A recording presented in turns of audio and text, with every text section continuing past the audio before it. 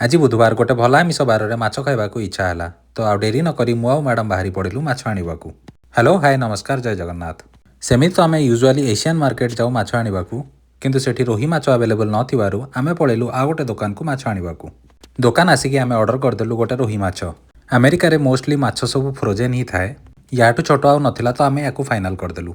माछर wait थिला 4 LB माने 2 KG पाखापाखि हबो आ प्राइस थिला $16 जोटा कि INR रे अराउंड 1450 टंका हबो।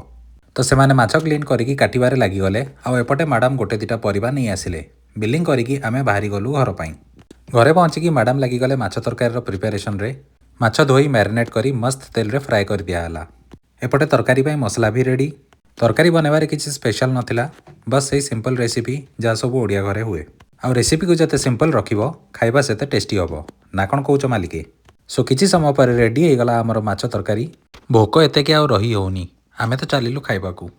सो दैट्स इट गाइस, आज पई एतिकी। पुणी थरे देखाइबे एक नुआ वीडियो रे। रहिली, नमस्कार, जय जगन्नाथ।